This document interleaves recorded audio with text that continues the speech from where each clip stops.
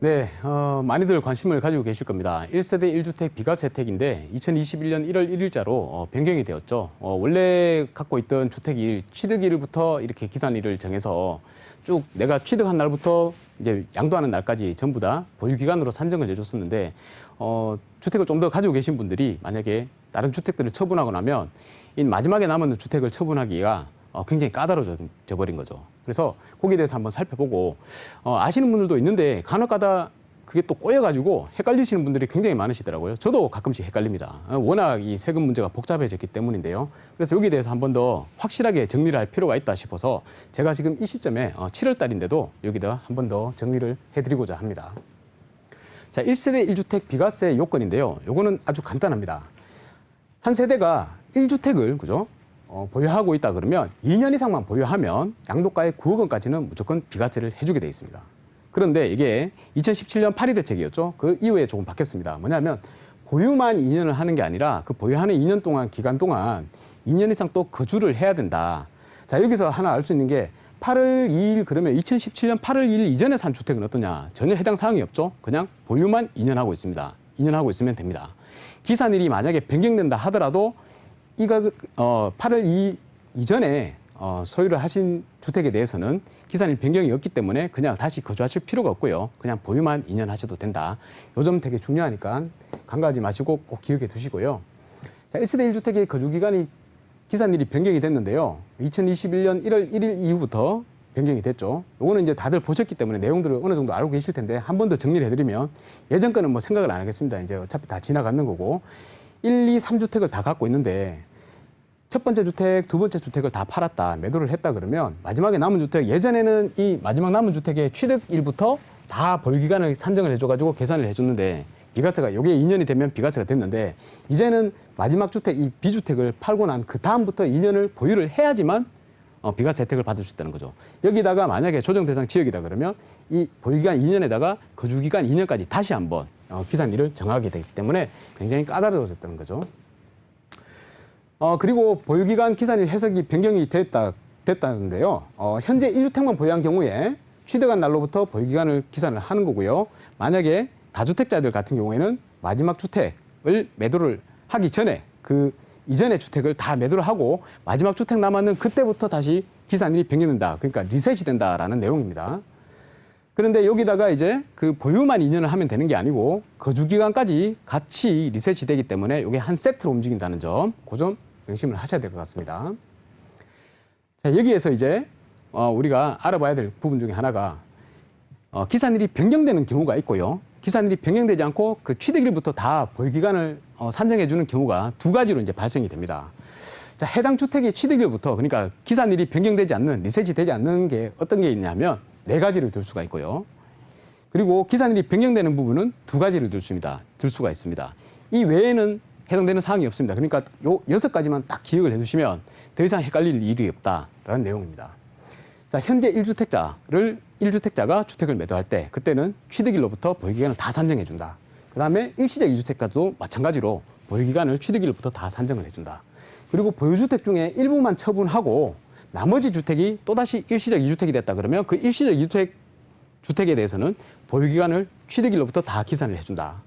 자, 그 다음에 신규주택 취득으로 해서 일시적 2주택이 됐는데 그 직전에 팔았는 주택이 만약에 비과세로 팔았다. 그러면 신규주택 취득으로 일시적 2주택이 되었더라도 요거는 보유기간을 처음에 취득했는 날로부터 다 계산을 해준다라는 내용이고요.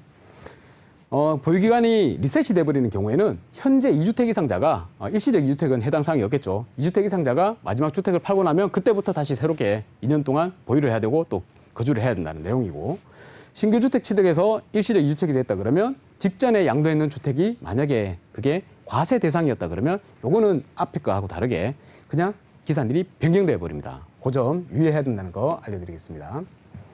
자, 현재 1주택입니다. 이제 글로만 설명해 놓으니까 어렵잖아요. 그림으로 보면 이해하기가 훨씬 쉽습니다. 현재 1주택자는 신경 쓸 게 없겠죠. 그냥 내가 처음에 취득했는 날부터 그냥 쭉 보유기간을 산정을 해주기 때문에 비과세 받기가 쉽다. 이거는 뭐 볼 것도 없겠고요. 일시적 2주택자도 마찬가지입니다. 내가 일시적으로 좀 더 나은 주택을 갈아타기 위해서 바꾸는 거기 때문에 취득을 했는 거기 때문에 취득일로부터 그냥 쭉 보유기간을 산정을 해준다라는 내용이고 이제 조금 더 까다로워지는 게 이제 이런 거죠. 보유주택을 처분하고 일시적으로 이주택이 됐다. 이런 부분입니다. 내가 주택을 세 채를 취득을 했습니다. 취득을 하고 지금 현재 보유하고 있는 중이에요. 그런데 중간에 주택 하나를 양도를 해버렸습니다. 양도를 하고 그러니까 이제 이 주택은 이제 없어진 거죠. 없어지고 이 두 주택만 이제 남아 있는 겁니다. 이 두 주택만 남아 있는데 요게 지금 일시적 이주택 관계가 성립이 되는 거죠. 물론 중간에 팔았는 이 주택 같은 경우에는 과세 대상이죠. 중과세 대상이죠. 중과세로 팔았지만 나머지 주택이 지금 일시적 이주택이 성립이 되었기 때문에 이 A주택, 기존에 있는 양도 차익이 큰 주택을 매도를 한다 그러면 요거를 매도를 한다 그러면 이 A주택은 기산일이 이때로 변경이 되지 않고 예전부터 그냥 있던 그 보유기간을 다 산정해주고 거주도 다시 들어가서 할 필요가 없겠죠. 그래서 비과세 혜택을 받을 수 있다는 겁니다. 여기에서 이제 한번 응용을 한번 해보면 내가 만약에 2주택자란 말입니다. 2주택자인데 이 A주택이 양도 차익이 큰 거를 꼭 비과세를 받고 싶다. 후반에 취득한 주택은 크게 양도세를 걱정을 안 해도 되는데 중간에 받아도 상관이 없는데 차익이 크지 않으니까 이 기존에 갖고 있던 주택은 꼭 비과세 혜택을 받고 싶다 그러면 어떻게 해야 되냐면 요거랑 마찬가지입니다. 주택을 한 채 취득을 하시면 됩니다. 요거를 취득을 하시고 그 기존의 주택을 매도를 하시는 거죠. 요거를 매도를 하시면 얘는 어떻게 됩니까? 중과세 받겠죠. 중과세를 받는 거는 뭐 어쩔 수가 없습니다. 중과세 받지만 얘를 비과세로 남기는 거잖아요. 그러면 이 둘 간의 일시적 이주택의 관계가 성립이 되죠. 그러면 이 종전주택을 매도를 하셨을 때 얘를 마지막에 팔고 나서 다시 보유기간을 산정해 주는 게 아니고 기존에 있던 취득했던 그날로부터 쭉 산정을 해주기 때문에 그냥 매도를 하셔도 얘는 비과세를 받을 수가 있습니다.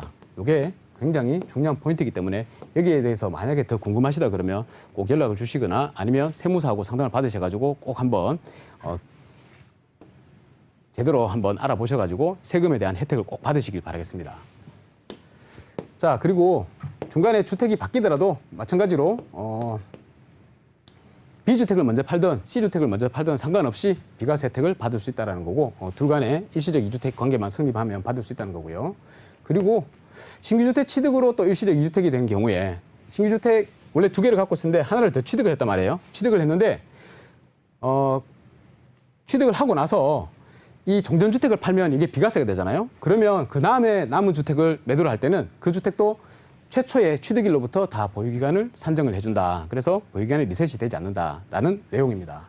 자, 그런데 여기서 한 가지 더 이제 2주택 이상은 무조건 과세가 되고 보유기간도 리셋이 되겠죠. 그거는 중요한 게 아니고 이 직전주택을 잘못 팔아가지고 비과세 받지 않고 과세가 돼버리면 그 다음 주택은 일시적 2주택이 되더라도 보유기간이 기산일이 변경이 돼버리기 때문에 보유기간 산정이 굉장히 까다로워집니다. 요거는 진짜 골치가 아픈데요.